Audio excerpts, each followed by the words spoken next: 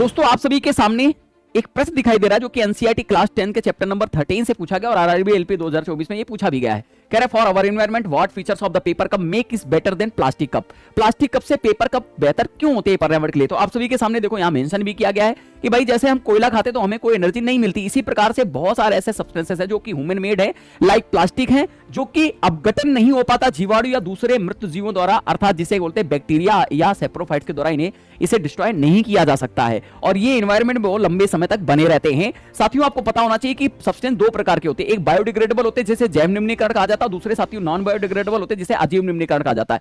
जैव निम्नीकरण वो होते हैं जिसको बैक्टीरिया या साथियों रखना मृतजीवी जो आपके होते हैं जिसको बोलते हैं हम लोग सेप्रोफाइट्स या बैक्टीरिया, इसे समाप्त कर सकते हैं जैसे vegetable, fruit, crops and paper होते हैं। नॉन बायोडिग्रेडेबल जो लंबे समय तक हमारे एनवायरनमेंट में बने रहते हैं और बहुत नुकसान पहुंचाते हैं जैसे प्लास्टिक है, ग्लास है, मेटल्स होते हैं, ई वेस्टेज होते हैं, ये बहुत लंबे समय तक बने रहते हैं। इसलिए साथियों प्लास्टिक के लिए 3R फॉर्मूला अपनाया जाता है। 3R में क्या मतलब होता है? एक का नाम होता है, एक का मतलब होता है रिड्यूस, दूसरे का मतलब होता है साथियों रीयूज और तीसरे का मतलब होता है रिसाइकल, अर्थात कम उपयोग करो, पुनर्उपयोग करो, पुनर्चक्रण। मतलब 3R का मतलब क्या हो गया? रिड्यूस, रीयूज और रिसाइकल होता है। अब साथियों आप सभी के सामने इस क्वेश्चन का आंसर क्या हो जाएगा तो आपको याद रखना पड़ेगा क्योंकि ये कैसा होता है, ये जैव निम्नीकरण अर्थात बायोडिग्रेडेबल होता है, इसलिए आपके लिए क्या रहता है, ये फायदेमंद रहता है। अब दोस्तों आप सभी के सामने ये होमवर्क बताना है कि जो which of the following is an effective method of reduce plastic waste, plastic waste को कम करने का एक प्रभावी विधि कौन सी होगी, इसे आप कमेंट बॉक्स में बताओगे। इसका आंसर करेक्ट क्या हो जाएगा? धन्यवाद।